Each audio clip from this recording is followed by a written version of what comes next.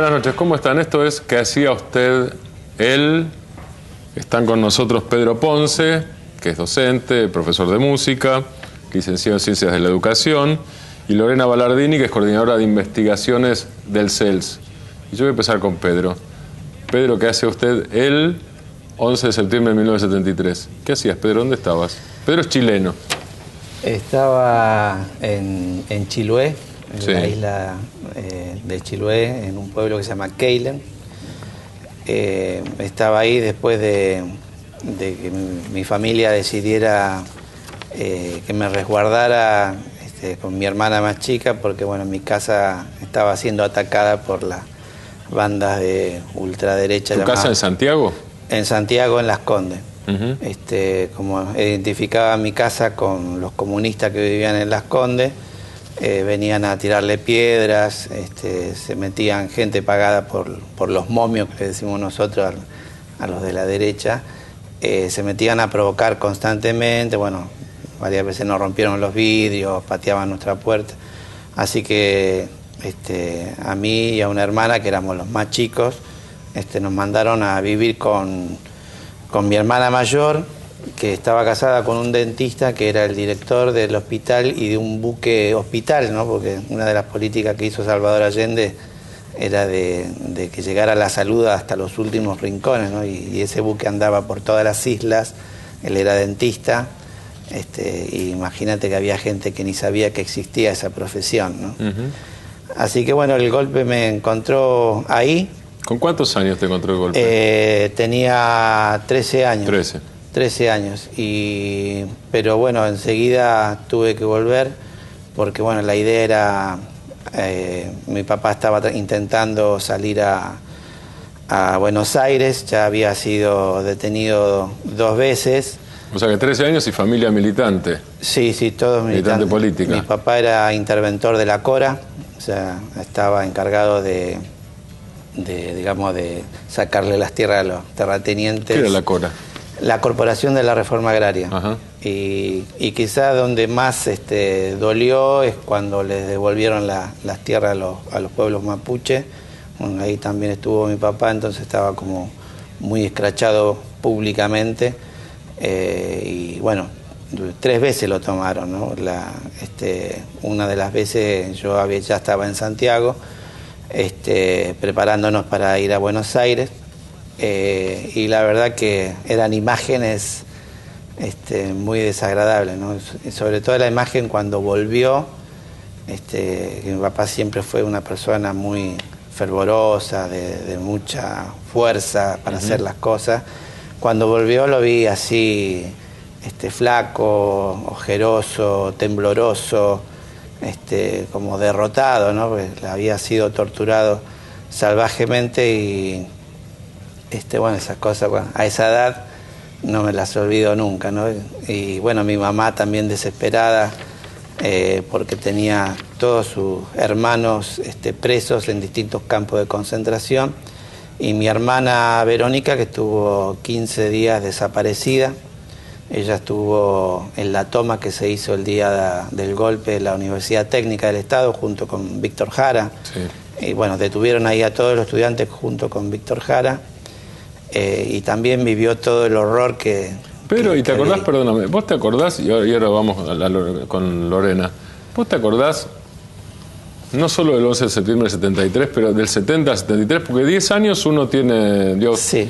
En política y en fútbol uno a los 10 años ya se acuerda, por lo menos ya se acuerda cosas que recuerda de manera propia, ¿no? Sí. Que no es lo que la familia te cuenta, sino lo que te acordás vos. Sí, yo, como era una familia de militantes, yo a los 10 años, a los 11 años, salía a vender el diario El Siglo con mi papá, nos subíamos a las micros. El diario del Partido Comunista. El diario del Partido Comunista, nos subíamos a las micros a vender como un canillita más el diario. Y también a los 10 años participaba de la brigada Ho Chi Minh. Era la mascota, era el más chico de todos y me encargaba de hacer los rellenos de la parte de abajo, ¿no? ¿Qué era la brigada Ho Chi Minh? Una brigada que salíamos a pintar paredes, íbamos cantando Ho Chi Minh, pintaremos hasta el fin. ¿Y salíamos... ¿Tenías noción de quién era Ho Chi Minh? Sí, sabía. ¿Qué noción tenías a los 10 de No, sabía chileno? que era un revolucionario vietnamita porque en mi casa estuvieron alojados unos vietnamitas, mujeres, vietnamitas mujeres, que me acuerdo que tenían todas acá una especie de la guerra todavía, el momento que estaba hablando. No, pero tenían argollas de trofeos de guerra de los aviones que habían derribado a los yanquis, ¿no? Todas esas cosas a mí me marcaron a fuego, ¿no? O sea, de haber compartido esa experiencia, de haber convivido con ellos en mi casa. Bueno, de ir a las manifestaciones, ¿no? Yo a los 6 años que vivía en Melipilla, 5 o 6 años tenía, me acuerdo haber estado en un acto donde estaban Neruda y Salvador Allende, que eran candidatos también en esa época a la presidencia, y me acuerdo que, bueno, los dos me han tomado a UPA, ¿no? Así que, y de esas cosas yo mirá que no soy de olvidarme rápido muchas cosas, pero de esas cosas a mí me quedaron marcadas para toda la vida, ¿no? Y sobre todo lo del 73, ¿no? El 73 fue desgarrador para mí además porque yo como estaba viviendo en Keilen, había tenido mi primera novia, mi primera polola, que cuando me tuve que separar de ella porque me tenía que ir a la Argentina fue una cosa terrible, y 2 años que viví en la Argentina, que era llorar, llorar y llorar, que me quería volver, no soportaba vivir en la Argentina, no quería hablar con nadie porque no me gustaba que me cargaran por la tonada, me ponía furioso y me quería volver y odiaba estar acá, hasta que bueno, ahí estuve en una escuela que se portó muy bien conmigo. Había un compañero que se llama Norberto Liski, me acuerdo que me invitó a la escuela de danzas y ahí me empecé a integrar, ¿no? Porque a mí el folclore me encantaba, yo me nutrí artísticamente escuchando a Violeta Parra, Víctor Jara, Rolando Alarcón, el Quilapayún, Inti Illimani, era lo que se escuchaba en mi casa. Ahí. Lorena, el CELS acaba o está haciendo un informe, yo leí el adelanto sobre el tema de los procesamientos en Chile. Sí. ¿Cuál es el nivel de revisión del pasado en Chile? Bueno, es una pregunta compleja, digamos. Chile yo diría que es uno de los países de América Latina que más ha avanzado en términos, si uno mira los números de cantidad de causas activas, de cantidad de sentencias, de cantidad de sentenciados. Sin embargo, lo complejo quizás de medir, ¿no?, el nivel de rendición de cuentas o de revisión del pasado es que, bueno, justamente es un proceso que transcurre algo así como invisibilizado. Nosotros cuando dialogamos con los colegas chilenos en general hablamos de la palabra como rutinizado, naturalizado. Si bien hay causas, por supuesto, hay sentencias, hay un gran avance. En general se trata son procesos escritos donde no hay juicios orales, entonces la participación de la ciudadanía es menor. El impacto, por ende, de los juicios también es menor. Digamos, en general la prensa no suele, salvo alguna cosa muy puntual, no suele levantar lo que sucede en los juicios porque son procesos escritos. Y por el otro lado hay un reconocimiento bastante tardío de lo que son los sobrevivientes, ¿sí? Y esto tiene un impacto al nivel de las causas también, digamos, porque las causas por sobrevivientes, por haber sufrido tortura durante el cautiverio, son muy pocas. Con lo cual, digamos, no todo es el número, hay que complejizar un poco qué implica esa cantidad de causas en el impacto a nivel social, que es lo que uno mira cuando analiza estos juicios, digamos.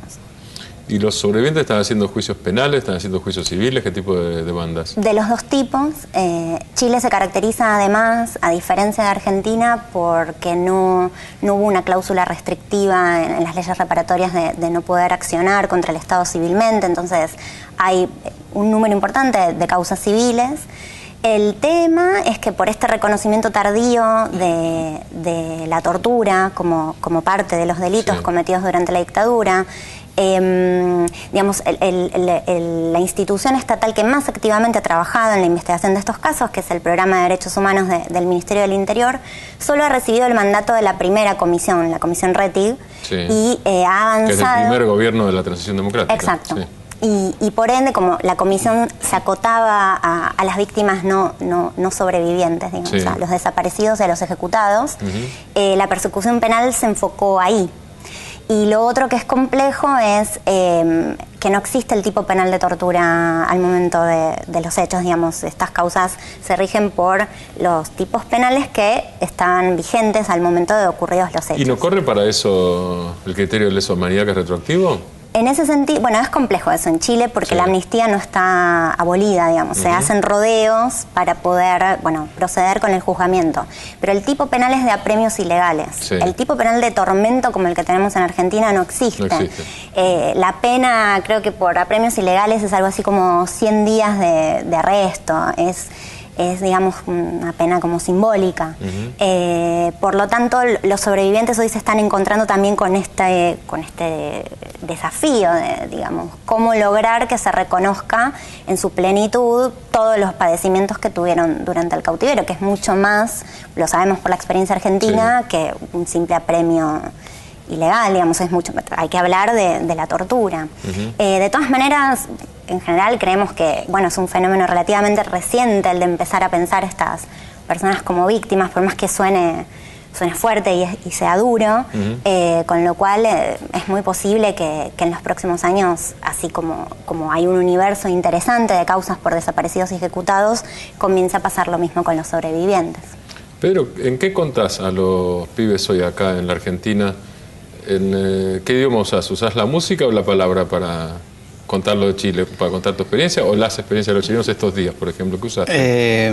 No, por lo general la palabra, antes usaba más la música de las canciones, pero actualmente más la palabra, y sobre todo de hablarles para no volver atrás, ¿no? Porque muchas de las cosas que uno ve que pasaron en Chile a veces se repiten, ¿no? Y pienso de cómo, como dice el Peteco Carabajal en una canción, pisamos la piedra, nos tropezamos con la piedra 2 veces. 2 veces. Me parece que el sabotaje que le hacía la oposición a Salvador Allende son a veces calcadas a las cosas que se hacen acá, ¿no? De oponerse por oponerse, el no por el no. Y después, lo otro que me parece que hay que tener mucho cuidado es tratar de leer los intereses que hay, los intereses profundos que a veces hay en juego, ¿no? Y vimos, con el tiempo se visibilizó más la presencia de Estados Unidos en Chile como inspirador del golpe, apoyándolo logísticamente, con muchos dólares para los camioneros, para la oposición, para la ultraderecha, porque había que tumbar ese proceso político. Y actualmente yo creo que eso sigue existiendo. O sea, Estados Unidos no es un país que se queda de brazos cruzados mientras ven los países que van creciendo en independencia, en soberanía. Ellos actúan y la verdad que, yo me preocupo bastante, ¿no? Por eso, porque les preocupa todo lo que está pasando en la región y quieren debilitarla, ¿no? O ir por Argentina, por Venezuela, por Bolivia, por Brasil, por donde sea, pero no quieren que Latinoamérica sea la que soñó San Martín y Bolívar, de ninguna manera. Y esa es mi preocupación, ¿no? Cada vez que se avanza en políticas que nos muestra independiente, que nos muestra en una perspectiva incluso de defensa de los intereses de los trabajadores, hay del otro lado una fuerza que se opone con más furia, ¿no? Con más odio. Y era lo que pasaba en Chile, o sea, las cosas que vos leías en el Mercurio son las cosas que hoy lees en Clarín. Las cosas que se decía de Salvador Allende, de su vida personal, eran las cosas que hoy dicen de Cristina. Me parece que... Vos igual te quedás con que te levantó a UPA. Sí, sí. Allende y Neruda. Sí, sí.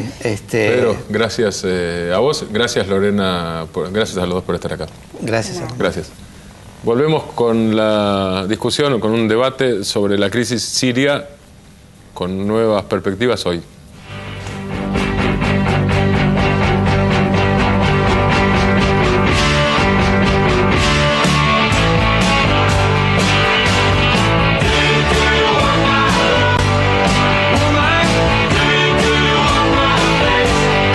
La semana pasada empezamos a debatir la crisis siria y en realidad el jueves pasado lo que se debatía acá, Khachik Derboghasian dijo que en un 85-90% había perspectivas de guerra en 2 o 3 meses.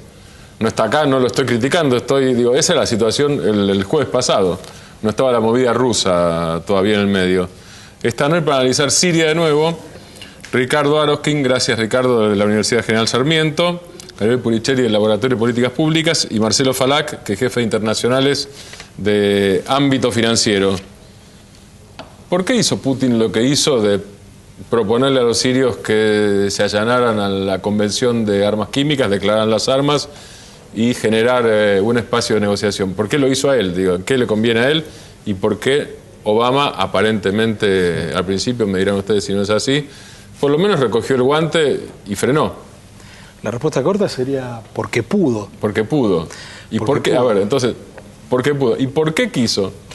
Bueno, porque la situación en Siria es muy particular en el sentido respecto de los intereses rusos. Es la única base naval que los rusos tienen en el mar Mediterráneo. Es decir, no se trata simplemente de un juego teórico respecto al prestigio internacional de Rusia, sino de intereses muy materiales que hay allí. Y seguramente la base, como lugar físico, va a jugar también un papel en esta solución, porque con lo que se especula y se verá al final de las reuniones entre Kerry y Lavrov en Ginebra mañana, es que el arsenal pueda trasladarse a la base rusa. De Tartus en el Mediterráneo. Putin te confundió. Putin, yo creo que está logrando confundir a gente más importante que a mí, me parece. Ricardo. Comparto y agrego que me parece que hay mucha diferencia con el clima y el momento que logró en su momento Bush para las otras intervenciones en Afganistán. Digamos, no hay una conmoción de la opinión pública, ni siquiera la exhibición de los cadáveres. Al revés, en realidad, ¿no? La opinión pública, por lo menos la semana pasada, una de las primeras encuestas era 6 sobre 10 en contra. Sí, no son cadáveres propios, ¿no? Entonces eso... Claro, no son colimbas. No. Entonces, y aparte me parece que lo que se empezó a notar muy claramente es que todo el contexto es claramente diferente. La derrota en el Parlamento inglés es una cosa insólita, sorpresiva. Yo creo que no estaba en los cálculos de nadie y se le cae el aliado más importante que lo acompaña en prácticamente todas las aventuras militares. Entonces, ya faltaba ahí el momento para lanzar una cosa más importante y me parece que muy oportunamente Putin le ofrece esa especie de puente de plata de esta nueva situación donde Assad... Y la verdad que es un juego que beneficia a todos, porque Assad también iba... digamos, la operación esta estaba pensada para debilitar claramente la fuerza militar de Assad, que estaba empezando a preponderar en la guerra civil. Guerra civil, guerra internacional, ¿no? Sí, sí. Y me parece que Assad ve en esto una oportunidad, digamos, pierde arsenal químico, pero al mismo tiempo se evita una situación que lo puede dañar. Tal vez no pierde el gobierno, tal vez. Y no pierde la guerra civil. Y no pierde la guerra civil. Yo quisiera retomar lo que decía recién, porque es muy interesante hacer una secuencia de cómo fueron las cosas. Creo que efectivamente la derrota de David Cameron en el Parlamento lo deja a Barack Obama entrampado en su propia definición de que el uso de armas químicas era el cruce de una línea roja. Bueno, la línea roja se cruza, independientemente después de cuáles son las acusaciones contra el régimen o contra la oposición. Sí. Al caerse la carta de la alianza con Gran Bretaña de una manera inédita en la historia, queda prácticamente Barack Obama contra el mundo. Esto se vio muy claramente en la cumbre del Grupo de los 20. Desde ese punto de vista, Obama tiene que pedir apoyo político, tiene que sumar masa crítica política, acude al Congreso. Pero la cuestión es que en el Congreso la cosa venía de punta, venía muy mal. Perdóname, Obama quería invadir, no te pido que hagas psicoanálisis político, sino análisis, ¿no? Obama quería invadir o se veía, o invadir o intervenir, digamos. Sí, una intervención, un bombardeo. ¿La quería o se veía obligado por la dinámica de la fuerza más conservadora de Estados Unidos? Yo creo que... Y esto le da el pie para no ceder a eso. Yo creo que él se mete en ese brete cuando habla de una línea roja. Sí. Queda solo, acude al Congreso y en el Congreso, Martín, no le daban los números. Y en el Congreso él tiene dos batallas ahora, en los próximos días, en las próximas semanas, que le interesan mucho más. El aumento del tope de endeudamiento, sin lo cual, hacia el 18 de octubre, Estados Unidos podría, teóricamente, uno supone que esto no va a ocurrir, teóricamente podría entrar en default. Sí. Y aparte la cuestión fiscal. Digamos, hay que aprobar un presupuesto. Yo te puedo asegurar que a Obama le interesan mucho más estas dos cuestiones que un bombardeo increíblemente pequeño, como dijo Kerry, que iba a ser el de Siria. Entonces, a mí me da la impresión que lo que en algunos sectores del periodismo internacionalmente se interpretó como un error de John Kerry, que a la pregunta de un periodista inglés dice, bueno, la única manera de evitar un bombardeo sería que el Assad entregue las armas químicas. Bueno, uno no va a hacer psicología, uno solamente puede ver los hechos. Y los hechos son que la dejó picando, muy rápida de reflejo, la diplomacia rusa convirtió esta supuesta gafe en una propuesta diplomática. Había y en este punto senadores norteamericanos trabajando en esa propuesta también. Sí, claramente. Y además en la que todos zafan, digamos. Así es, ¿no? Exacto, es una situación de salvar la cara, claramente, para todos los actores involucrados. Que el argumento de derechos humanos ha perdido mucho peso, porque digamos cuando es la negociación con John McCain dice acá, nos tienen que entregar un documento donde digan que la operación es para degradar las capacidades militares de Assad.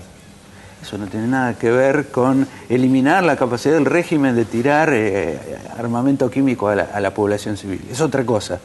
Sí, no, además Siria ya está condenado inclusive por el Estado argentino por violación de derechos humanos. Digo, son temas, intervención militar y violación de derechos humanos son dos temas aparte. Son dos temas aparte. Yo en ese sentido quisiera agregar algo. Es muy interesante cómo se focalizó la cuestión en términos de quién fue el que perpetró el ataque químico del 21 de agosto.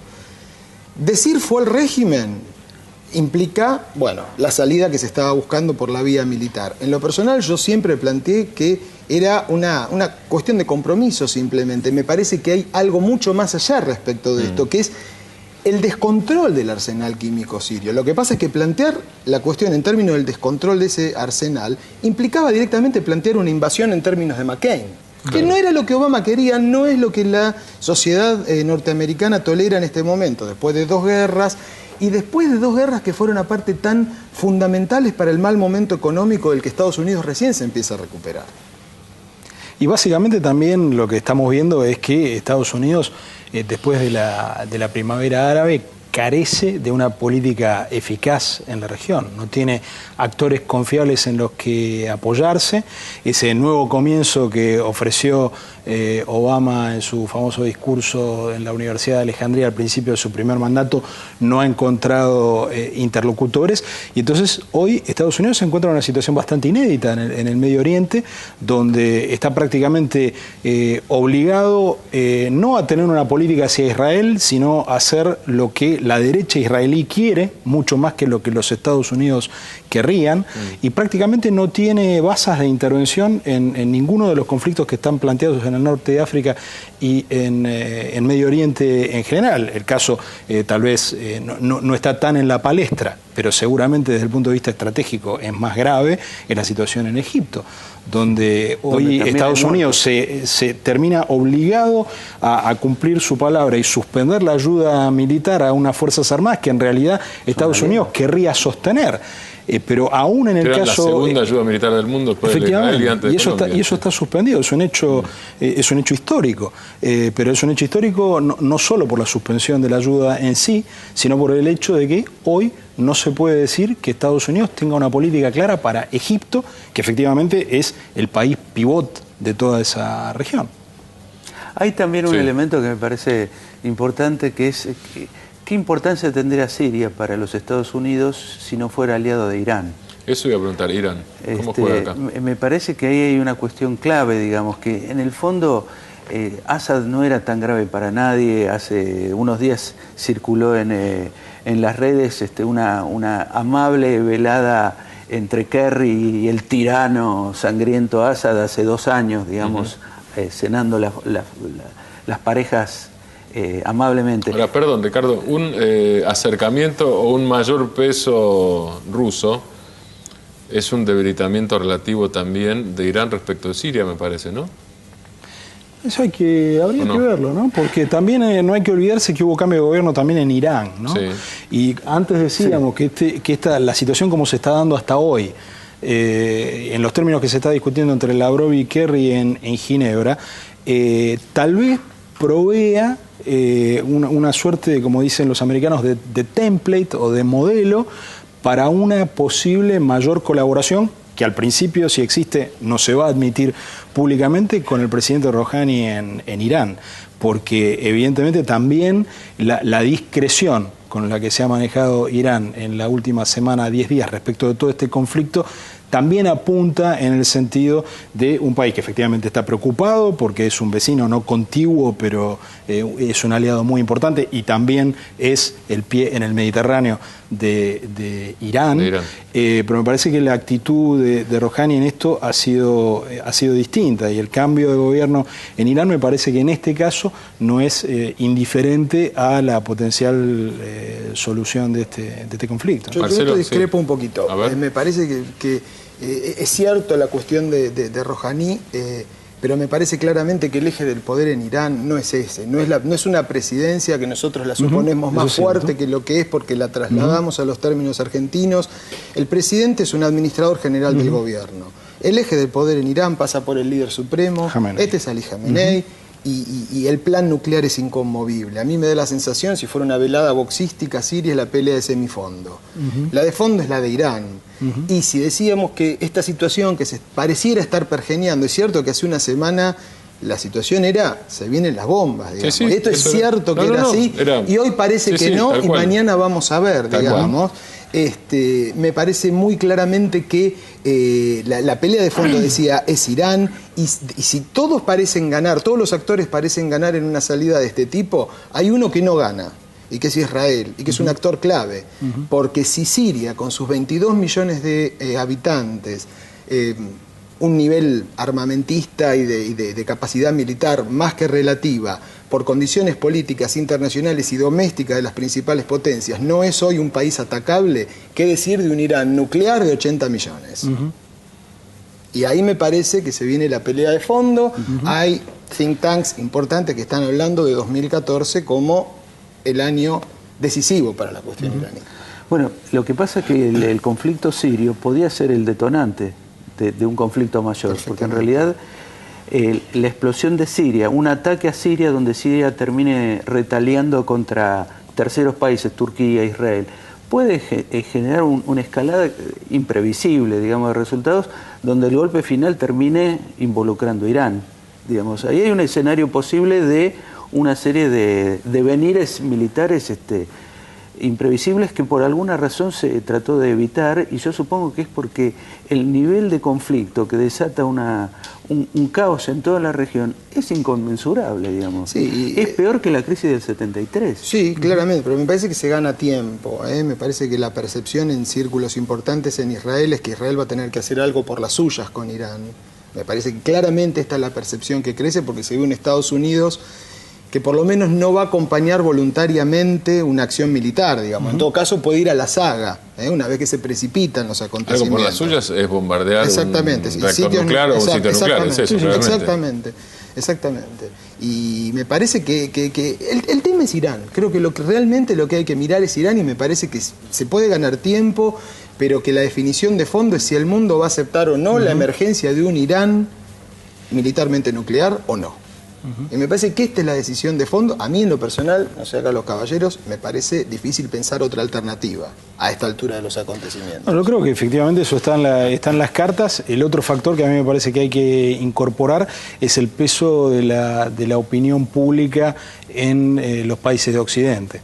Me parece que aquí en esta crisis en particular ha jugado un papel importantísimo. Lo decíamos antes, en la última encuesta de Gallup aparecía como que 6 de cada 10 norteamericanos se oponían a una intervención militar. Lo que es más interesante todavía que eso, que antes de la masacre con armas químicas atroz del 21 de agosto, ese número era de 5 sobre 10. Y después de esa atrocidad, la opinión pública norteamericana sigue una tendencia opuesta a la que seguía, por ejemplo, cuando efectivamente acompañó la invasión de Irak en el 2003, que era incrementar su predisposición a la invasión. Lo que está en juego claramente ahí es una reversión hacia el aislacionismo del Partido Republicano, y dentro del Partido Republicano las voces más militantes y más de derecha están revirtiendo hacia el aislacionismo. O sea, la posición de McCain acompañando a Obama dentro del Partido Republicano, en la geometría del Partido Republicano, terminó siendo una posición de izquierda, una posición wilsoniana, de intervengamos porque hay que salvar vidas humanas o porque hay que preservar algún interés estratégico preciso de los Estados Unidos. Y me parece que ese es un factor importante, y es importante, así como fue importante en Washington, fue importantísimo, ya lo dijo Marcelo, en Londres. O sea, la posición monolítica del Partido Laborista, que había acompañado alegremente y en primera fila la invasión a Irak con Tony Blair en el 2003, no es meramente anecdótica, y justamente es ese monolitismo antibélico que hubo en el Partido Laborista, ahora con Ed Miliband a la cabeza, el que provocó las fugas masivas en el Partido Conservador y en el Partido Liberal Demócrata, que fueron necesarias para dejarlo en minoría a Cameron. Hay armas químicas, además? Son 5 los países que no firmaron, sí, y hay 2 que firmaron y que no ratificaron, y uno de ellos es Israel. Así que... Ahora, antes se mencionó Irán y el tema nuclear, que es evidentemente una preocupación grande de los israelíes y de los norteamericanos. Pero Irán es otra cosa también, que es chiismo. Y para los estados, para Arabia Saudita y los estados del Golfo, que están poniendo tanta plata en la guerra civil siria. Y están fogoneando, y son extremadamente halcones, y están dispuestos a apoyar a cualquier grupo interno, sea Al-Qaeda o no sea Al-Qaeda, es evidente que se está jugando otro partido con Irán, que es la preponderancia de versiones distintas del Islam. Las dos fundamentalistas pero distintas. Arabia Saudita está gastando ingente cantidad de dinero en armarse contra Irán, no hay otra hipótesis de conflicto. Entonces, digo, en Siria convergen un conjunto de juegos muy impresionantes. Digamos, el estallido de Siria tiene una cantidad de repercusiones totalmente imparables. Y yo digo, no sé si alguien tomó nota de eso, porque digo, en las dinámicas de esta cuestión, que como dije, y soy el presidente de los Estados Unidos, y dije línea roja, entonces no puedo, siendo presidente del imperio, pero la verdad que las cosas que están en juego son absolutamente impredecibles por cualquier diplomático, por más importante que sea. Putin tomó nota, por lo pronto. La verdad que está jugando un papel de pacificador notable.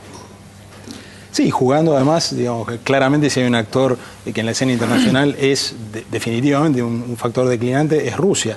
Sí. Y esta situación le ha permitido lograr en el corto plazo un prestigio que no se corresponde con su condición militar, estratégica y económica declinante, ¿no?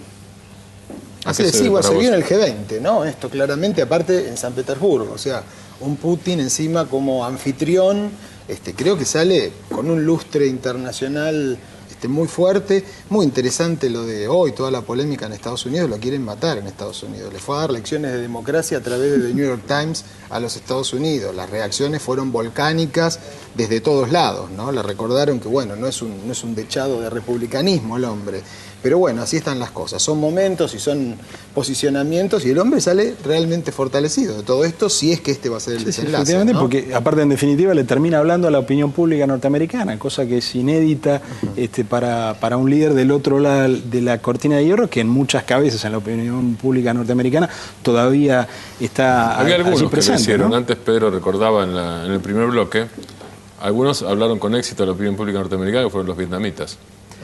Bueno, y no le fue mal. Exacto, bueno, Assad mismo tuvo algunas entrevistas la semana pasada, y los canales que más reprodujeron después de esas entrevistas los argumentos de Assad fueron las cadenas más cercanas al Partido Republicano. Uno de los más entusiastas editorialistas en estos días en Estados Unidos en contra de la intervención militar fue Rush Limbaugh, que es el portaestandarte del republicanismo ultra radical en la radio en Estados Unidos.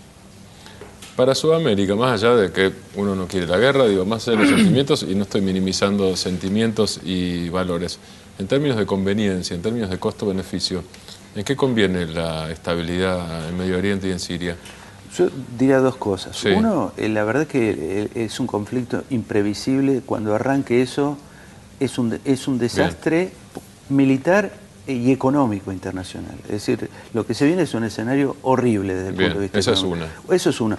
Lo segundo, la verdad que se está transformando en una práctica internacional decir que en tal lado hay un desastre humanitario y por lo tanto invado y cambio el orden interno de cualquier país. Esto es catastrófico para América Latina. Bien. Digamos, en cualquier país te arman algo y deciden que hay que invadirte para restaurar el orden y los derechos humanos. Entonces eso es peligrosísimo como antecedente internacional para los países pequeños. Y para acercarlo un poco a la Argentina, estamos hablando de Irán, estamos hablando de Siria, estamos hablando de Hezbollah, que es otro actor importante, que es la milicia chiita libanesa aliada justamente de estos dos estados. Y bueno, nosotros tenemos una experiencia con AMIA. Realmente es una causa difícil, es una causa polémica que ha tenido 1000 vaivenes, pero lo cierto es que la justicia argentina tiene una denuncia en firme, una acusación en firme que va en esa línea. Hay un memorando de entendimiento con Irán, que bueno, vamos a ver qué andadura tiene con el nuevo gobierno, pero digo, es un avispero que es muy complicado cuando se remueve, digamos, ¿no? Así que también me parece que amerita que tengamos una mirada desde la Argentina. Sí, en ese yo diría prestarle mucha atención a cómo varía en un país tan necesitado de energía como la Argentina hoy, cómo varía el precio del petróleo frente a esto, a pesar de que no sea Siria un país petrolero, pero está ubicado en la región donde está el petróleo. Gracias a los tres. A vos. A vos. Gracias a ustedes. Nos vamos con ellos y con Lula, como siempre. Recuerden que la democracia es movimiento permanente y que la política no es pacto de silencio. Hasta el jueves que viene y gracias.